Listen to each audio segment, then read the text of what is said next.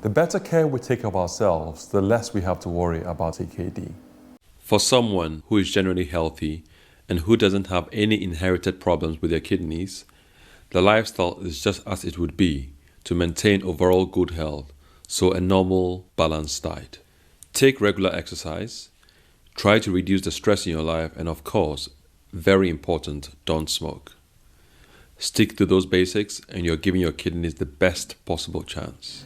If, however, you have been diagnosed with CKD 3 or above, and you already fall into an at-risk group, diabetes or high blood pressure, a family history of kidney problems, or you have circulatory problems, then you need to think a bit more about how you're living your life, particularly in relation to what you eat and drink. Valerie Sigris is a dietitian specializing in CKD. She regularly advises renal patients. Your kidney's main job is to get rid of metabolites, which are the waste products from the breakdown of food. So everything that we eat will affect our kidney in one way or another. The other important aspect in relation to food and kidney function is that you can control things like your blood pressure and your cholesterol levels and your weight, which will all ultimately help improve the function of your kidneys. I've tried to illustrate here a selection of all different types of foods that we eat and maybe the amounts that we should be eating of each. So we'll start here with the carbohydrate foods, and these should be making up the largest amounts of the foods that are in our diet, so including potatoes, sweet potatoes and bread products. A third of the amount of food that we eat should be coming from carbohydrate sources. In the African Caribbean diet, things like yams, green banana, plantain and breadfruit also count as carbohydrate foods. People who are concerned about their diet feel that there are major drastic changes they need to make, and often there aren't. Often there's small changes that you can make that will make a big difference to your diet. In relation to fruit and vegetables, the general advice for the population is to have 5 portions of fruit and vegetables a day, and the most important thing to remember there is it doesn't matter whether they're fresh, frozen or tinned, they're all going to be beneficial for you. Very important parts of our diet are the protein foods, so dairy products, fish, meat. And then the smallest part of your diet should be the treats, so very fatty foods, cakes, biscuits, things that maybe people enjoy the most. By reducing the amount of salt in your diet, you're aiding the ability of the kidney to do its job properly, and you're also helping your blood pressure to stay lower, which ultimately will help your kidney as well. Yeah, there's many practical things, changes that people can make that are going to reduce the amount of salt in their diet. So suggesting things like fresh and dried herbs are fine. Lots of things that are going to add flavour, so different types of onions, so spring onions, shallots. Garlic obviously is going to add a lot of flavour, chilli, also vinegar and pepper, and they're all good alternatives to salt that enhance the flavour of the food that we eat. In terms of general food preparation, grilling or steaming food is probably the best way to cook your food. Frying is definitely not so good, so if you can reduce the amount of food you fry and also reduce the amount of oil you use in frying, that's going to be beneficial. If you use an alternative oil like sunflower oil or canola oil, these are low in saturated fats, and that's clearly going to help your cholesterol levels and your blood pressure. You can have quite dramatic changes in your weight, and you can have quite dramatic reductions in your blood pressure if you stick with the dietary changes in the long term. It's not an instantaneous effect, it's a long-term goal. Akanji Fakurade was diagnosed with kidney disease and then later with diabetes. He had to make some really significant changes in his diet, but 15 years later his diabetes and his CKD are well controlled. I was diagnosed in 1994 when I first had what they call kidney biopsy. At that time, I would say I ate junks. I certainly did. I ate some bad foods. There was a practice nurse who warned me that Lucozade was all sugar, I shouldn't go near it. And by that time, I drank it like the factory was closing down. And I had condensed milk with my conflict. He said, you never should go near condensed milk at all. So if I've been very careful with my food, I don't think I will be in this situation now. She mentions low energy foods. She said, because if you eat high energy food and do some exercise and come back again, eat energy food, it makes no sense.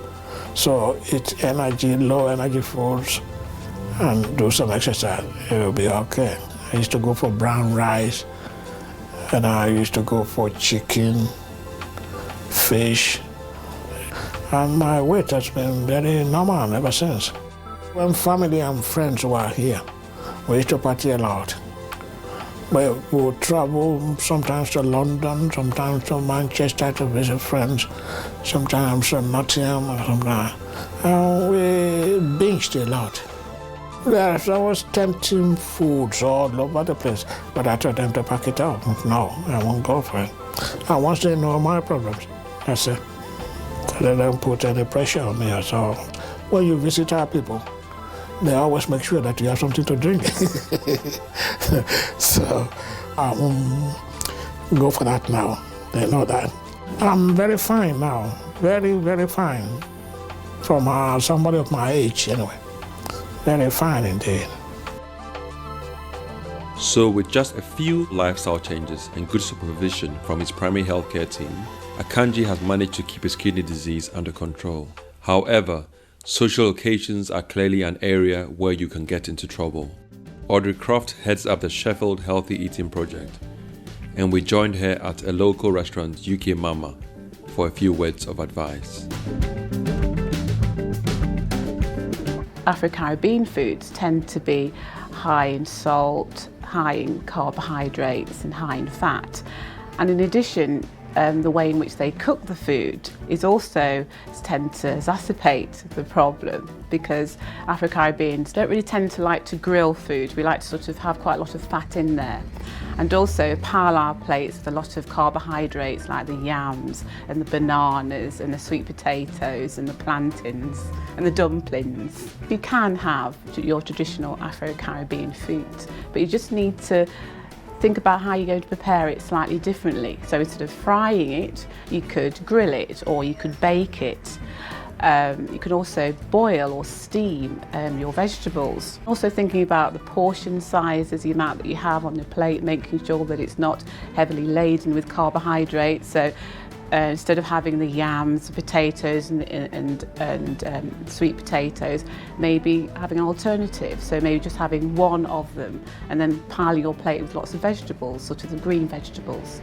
We love our food, we love our families, and we tend to have families around, and all the relatives will come in and cook. You often have a big cook place where people go to the house and everybody will bring a certain item. But you can still have that, but just think about how you're going to prepare it. It's a healthy alternative. So you can still live your life, still go out, still enjoy your food. The restaurants are there to please. They want your custom, they want you to come back again. And if you say to them, I've got health issues, I need to cut back on the fat, I need to cut back on the salt, then they will oblige and they will help you with that. So don't be afraid, just ask them. We do have people who have dietary requirements and conditions, and they will phone in and say to us, can you make it plainer? Can you make this? We are allergic to this. We have particular concern with diet. Can you do it this way or that way? Yes, we do accommodate that. So there's two ways of doing this. You can either boil it or you can steam it. A lot of people still think the salt gives it the taste, and that's what we've demonstrated in the ackee and saltfish. The salt has been used to preserve the food, but put in excess. Now you can actually wash off the salt, soak the saltfish in water, hot water, wash about 3 or 4 times, and immerse it in water for about 10-20 minutes. Sometimes it's better to leave it overnight and wash again. After about 4 or 5 times, boil it properly until it boils, then decant again. And then you see then that you probably have got rid of maybe 50% of it. Now when you're cooking then, stewing it with mixed peppers, callaloo, and the rest of the things you need to put into it, you try not to put salt in it, no more salt in it. And then you find that you probably will get a better, healthy option. You can reduce the amount of fat and also the salt, and you still can have the great flavours because you can add the spices, make it hot and spicy, and you won't even notice the difference that it's got less salt or fat in it. But our customers really appreciate these sort of healthy options that they get when they come here and the help we can give them.